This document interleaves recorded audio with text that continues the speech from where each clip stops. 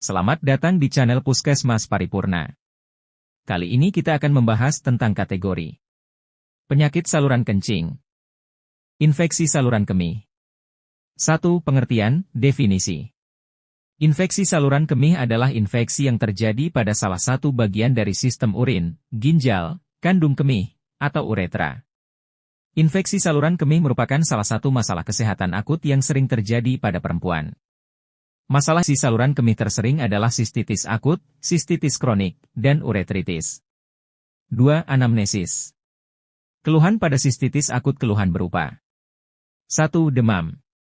2. Susah buang air kecil.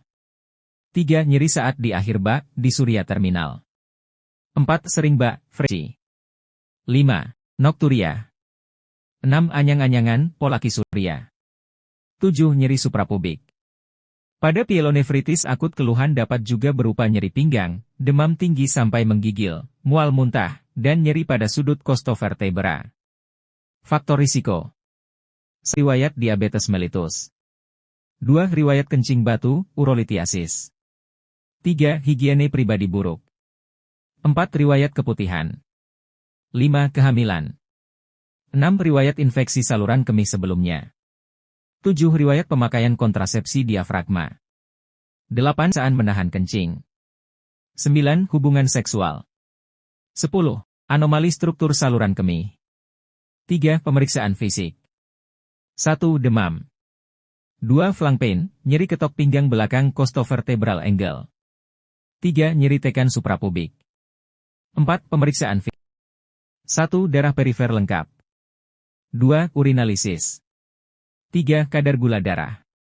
4. Kriteria diagnosis. Diagnosis ditegakkan berdasarkan anamnesis, pemeriksaan fisik, dan pemeriksaan penunjang. 5. Diagnosis kerja. Infeksi saluran. 6. Diagnosis banding. Recurrent cystitis, uretritis, pielonefritis, bakterial asymptomatik. 7. Penata laksanaan. 1. Minum air putih minimal 2 liter hari bila fungsi ginjal normal. 2. Menjaga higienitas genitalia eksterna.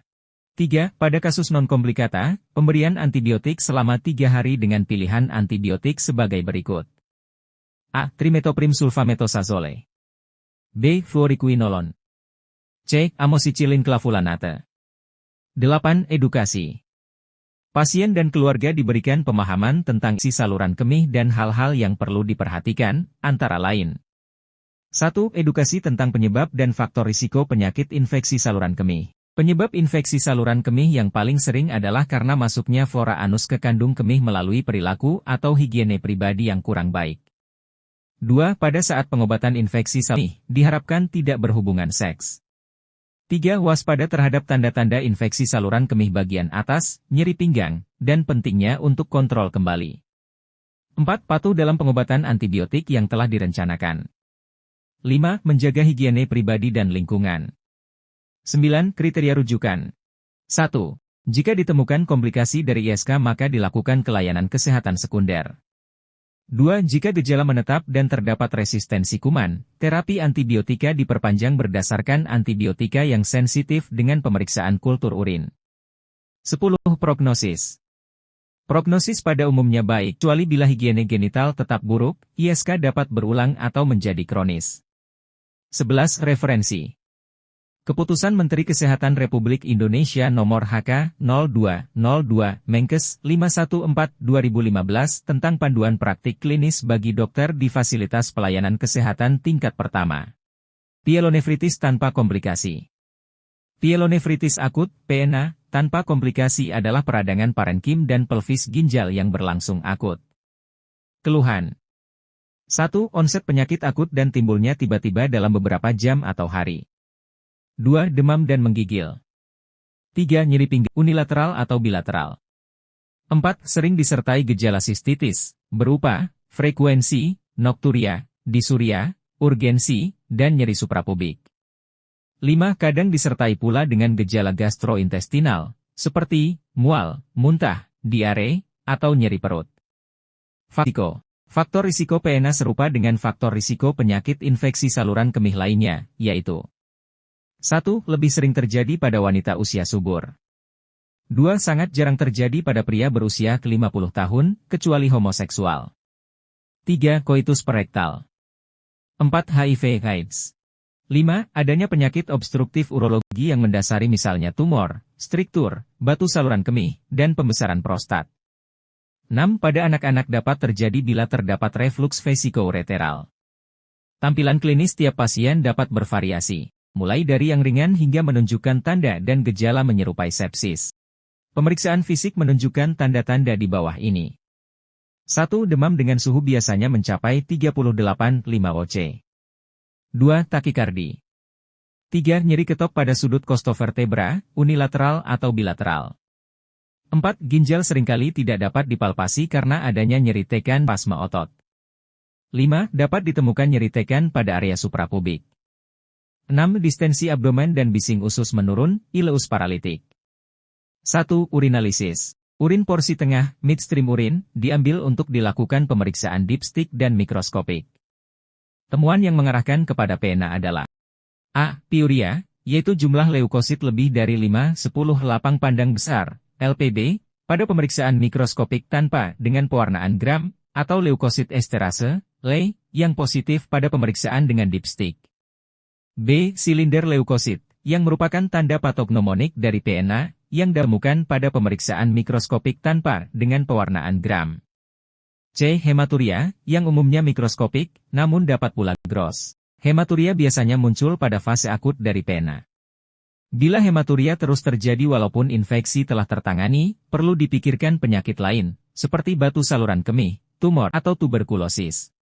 D. Bakteriuria bermakna, yaitu 104 koloni ml, yang nampak lewat pemeriksaan mikroskopik tanpa dengan pewarnaan gram.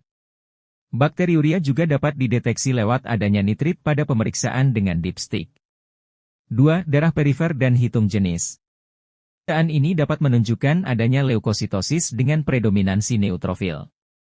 Diagnosis ditegakkan melalui anamnesis, pemeriksaan fisik, dan pemeriksaan penunjang sebagaimana telah dijelaskan sebelumnya. Pielonefritis. Uretritis akut, sistitis akut, akut abdomen, appendisitis, titis bakterial akut, cervicitis, endometritis, pelvic inflammatory disease. 1. Non-medikamentosa. A. Identifikasi dan meminimalkan faktor risiko. B. Tata laksana kelainan obstruktif yang ada. C. Menjaga kecukupan hidrasi. 2. Medikamentosa. A. Antibiotika empiris. Antibiotika parenteral, diberikan jika pasien di rumah sakit. Antibiotika oral. Antibiotik oral empirik awal untuk pasien rawat jalan adalah fluoroquinolone untuk basil gram negatif.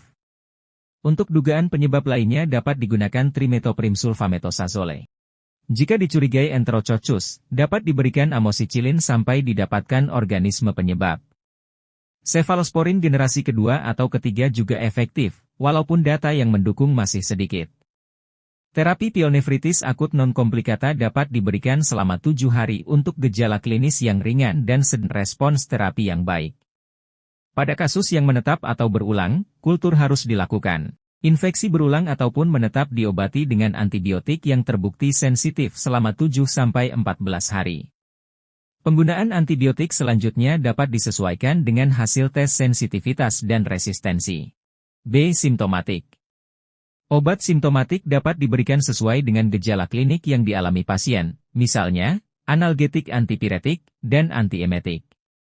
1. Dokter perlu menjelaskan mengenai penyakit, faktor risiko, dan cara-cara pencegahan berulangnya PNA. 2. Pasien seksual aktif dianjurkan untuk dan membersihkan organ kelamin segera setelah koitus. 3. Pada pasien yang gelisah, dokter dapat memberikan assurance bahwa PNA non-komplikata dapat ditangani sepenuhnya dengan antibiotik yang tepat. 1. Ditemukan tanda-tanda urosepsis pada pasien. 2. Pasien tidak menunjukkan respons yang positif terhadap pengobatan yang diberikan. 3. Terdapat kecurigaan adanya penyakit urologi yang mendasari, misalnya, batu saluran kemih, struktur, atau tumor.